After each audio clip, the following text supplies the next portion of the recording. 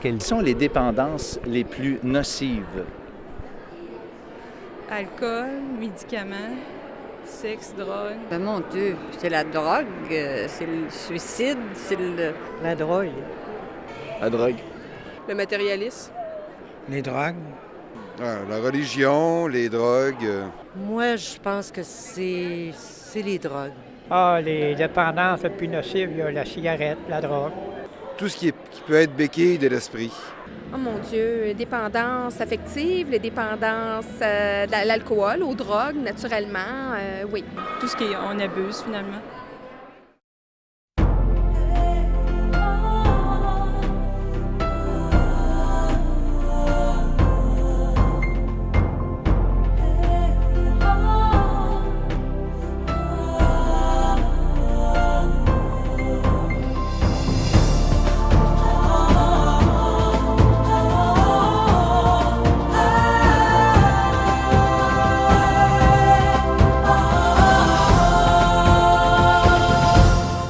Mesdames, Messieurs, bonjour et re-bienvenue à l'émission L'heure de la bonne nouvelle. Dans le cadre de la série Jésus seul, aujourd'hui, nous abordons le thème Jésus, le seul libérateur. François Fréchette va répondre à la question, à la Bible répond, la question suivante, qui est, selon la Bible, quelles sont les dépendances les plus nocives? Le message de la parole de Dieu par Jean-Pierre Cloutier va traiter du thème Jésus, seul libérateur. Et à la chronique témoignage, on a le plaisir de recevoir cette semaine Caro. Caro, c'est justement cette chanteuse qui avait connu une grande popularité dans les années 60. Elle a connu la célébrité, elle a connu toutes sortes de choses, mais elle a connu surtout, personnellement, le Seigneur Jésus-Christ, et c'est de cela dont elle va nous parler.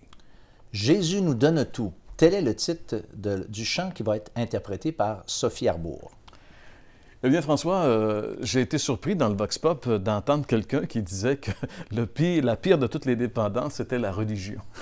Mais je trouve qu'il n'y a pas tout à fait de tort, hein? Parce que la religion, vue d'une certaine façon, c'est vrai qu'elle est souvent un esclavage. Quelqu'un avait déjà dit, c'est l'opium du peuple.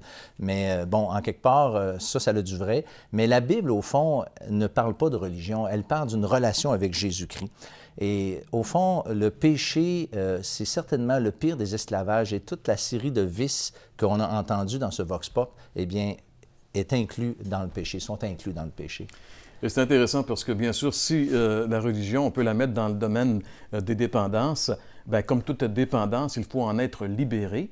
Et le seul qui peut nous libérer de la religion, parce que c'est pas facile d'en sortir, ni pratiquement, ni dans notre tête, eh bien, Jésus peut le faire. Il est venu d'ailleurs pour ça, pour rendre libres les opprimés.